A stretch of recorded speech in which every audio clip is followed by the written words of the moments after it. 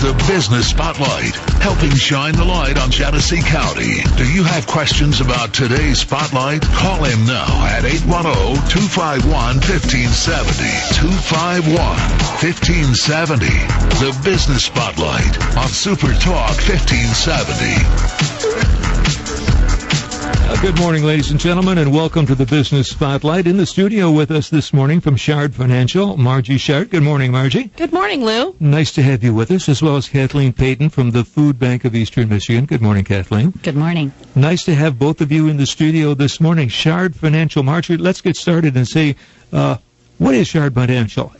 Well, we do complete financial planning, and our mission is to financially guide women and couples through life's toughest transitions. And how long have you been there? Where are you at right now? You're in Fenton? We're in Fenton. Okay. We've been there since March of 2006. Mm-hmm. And a lot of folks need some guidance and direction today, don't they? Absolutely. It seems as though the slope gets rockier and rockier every 6 months. And we thought we knew 10 or 20 years ago the best thing to do, but now that wisdom has kind of been thrown out the window. You know, there's a lot going on with the market and the economy and the government interference or non-interference, if you look at it. So, yes. Indeed. And Kathleen, the Food Bank of Eastern Michigan, you have partnered up with Margie and Shard Financial to put on the Women, Wine, and Fashion program. Can you tell us about that?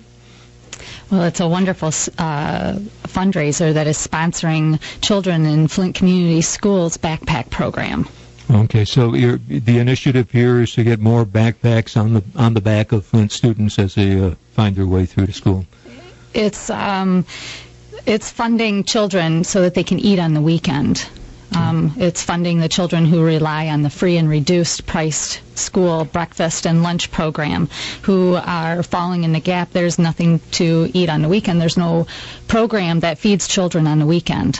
Ah, good program. Sounds like a good program. Margie, whatever drove you to want to get involved and start this fundraiser? Well, when I was 24, I had a life-changing event, and my sister had actually lost her husband to cancer. And it was really the first time in my life that I witnessed firsthand a tragedy, but also I really got to see the way that finances play, not just emotional damage, but finances and how they play a role. And then shortly after that, I had one of my good clients had come to me and had lost her husband as well. And so she had looked at me and said, you know, am I going to be okay? And it was that moment that I realized that we were doing financial advising, but we weren't doing financial planning. And so I didn't know her income and expenses and assets and debts and the whole picture.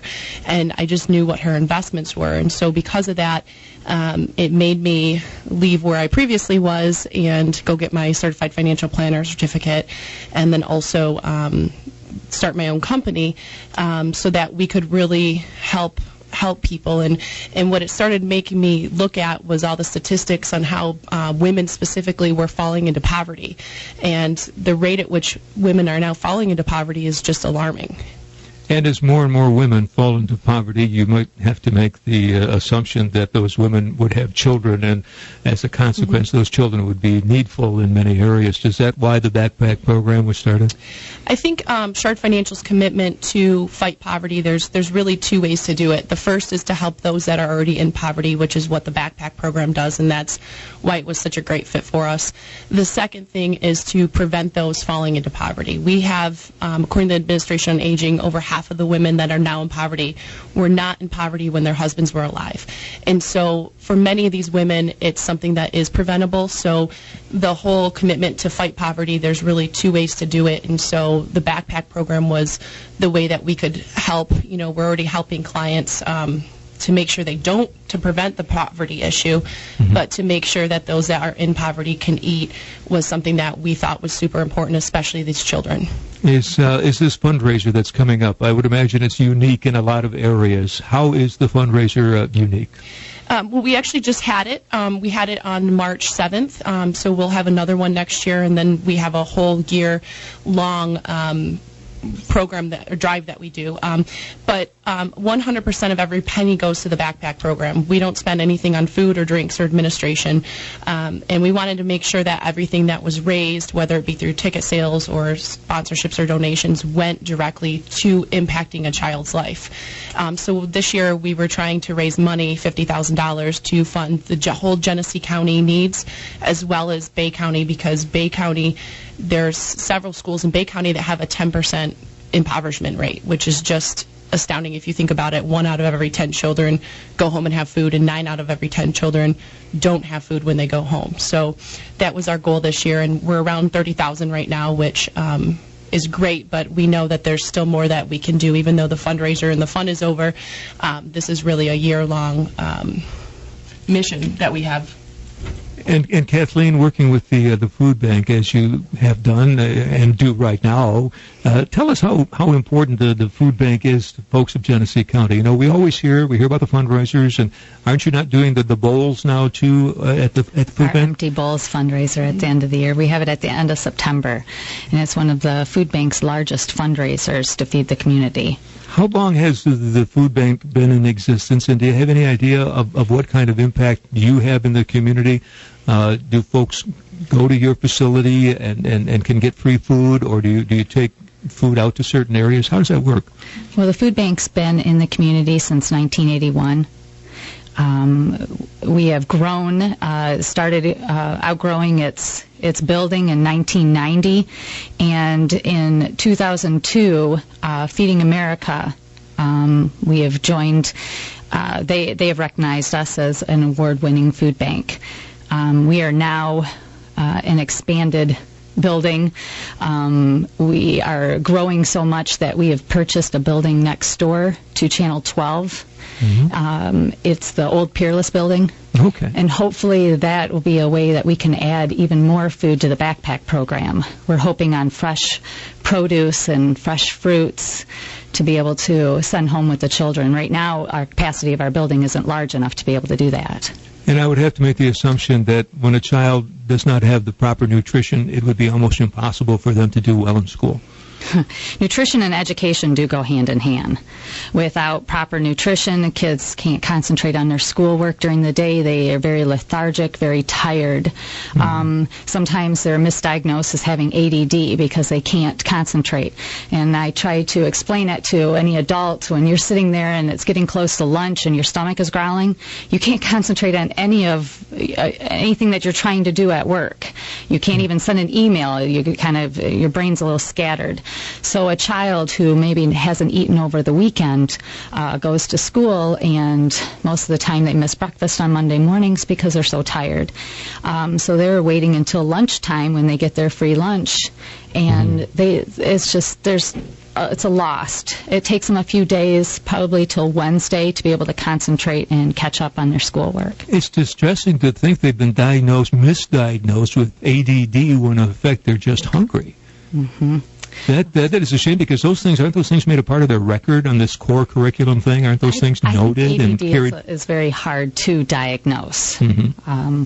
So it can be a misdiagnosis if kids are very fidgety, starting fights in school. They can be sent down to the principal's office for fighting because they can't sit still and they're angry. And it's just making sure that children have the best nutrition over the weekend and very well educated can hopefully end poverty. That's my goal.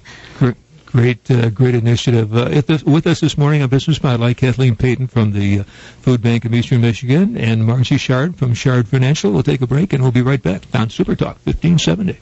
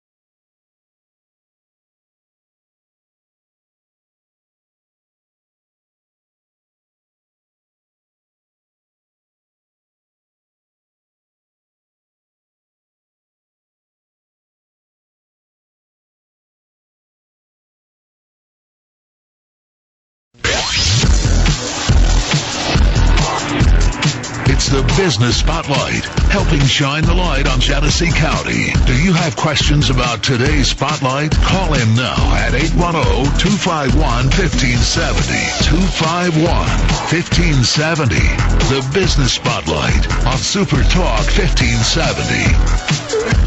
And welcome back to the Business Spotlight, ladies and gentlemen. In our studio this morning, Margie Shard from Shard Financial and Kathleen Payton from the Food Bank of Eastern Michigan.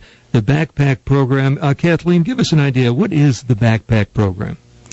Well, the goal of the Backpack Program is to provide children at risk of hunger with easy access to nutritious, non-perishable food items that meet their weekend nutritional needs. The program is designed to offset the gap in the federally funded programs that we already have at the schools. The Backpack Program fills that gap by sending home a backpack that contains 2 breakfasts, 2 lunches, 2 dinners, and several snacks every single Friday. This is not only enough food for that child, but enough to share with their younger siblings that they leave at home when they go to school. The program is not federally funded.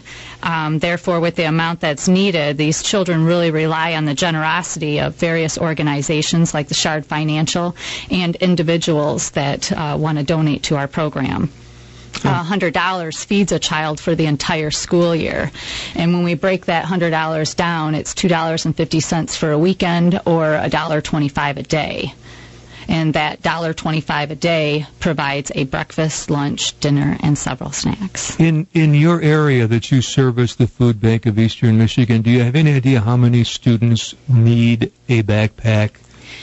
I would say that in the entire Flint community, all of the Flint community schools, every single child could benefit by taking home a backpack on the weekend. Unfortunately, funding is scarce in Flint. It's hard to find great companies like Shard Financial that I didn't know how I was going to be able to fund 8 of our schools that were here in Flint until Margie came along with a fundraiser idea that really I couldn't even believe that it was actually going to fund all of Flint community schools until last year when she did it. All the children really do benefit. Michigan is suffering from one of the highest unemployment rates in our nation, and almost every community in our area, there are children who wake up hungry with little food or no food in their homes. Families and children in families rely on the free breakfast program and the free lunch program, and in the larger cities like Flint and Saginaw, there's also a dinner program that's after school so the children can eat before they go home. Mm-hmm. But at this current time, there is no federally funded program for children on the weekends. Government can't they can't watch over a program where children take food home on the weekends, so they can't monitor it, so it's hard for them to fund it. And if they haven't eaten over the weekend when they do get to school on a Monday, their ability to retain and to learn is hampered. Yeah. Not true? Proper nutrition is a necessary tool for any student to achieve his or her highest potential. When children are hungry, their ability to learn decreases dramatically. This could potentially stop the cycle of poverty, which begins with nutrition and education. Well, I would have to think that when the child goes to school, if they're not prepared to learn, they haven't had the proper nutrition at home, they're not prepared to learn, their future is compromised because they're not going to go to college. They're not even going to test the test to get into college. They've gone through how many... They can't pay attention. And a high percentage of our local elementary school students that they're at their critical stage of growth and development. So they are the ones that are at most need for food and the least able to secure food on their own. And Lou, one of the things that Kathleen really hits home when we're at our fundraiser, and I'd really love for her to share this, is just some of the stories of these kids that get a backpack and how relevant this really is in their lives. we heard stories about children who were sick on a Friday, and this poor child, Kathleen, was talking about he was extremely sick, and they said, okay, we're going to send you home. And the child started just freaking out, crying, and finally they sent the counselor down, and what they found out was he was scared he wasn't going to get his backpack and that his siblings wouldn't eat. And so they made sure that he was going to get his backpack so he could go home. But, that's just one. But I know Kathleen this year told a different story as well that I thought really, just the story you told, and Kathleen, you probably should share it, but... Well, there are many children that I hear this year, since that situations it's increased to where children that are in elementary school are taking care of their younger siblings at home, and that's why we've started increasing the bags with extra food for the younger siblings.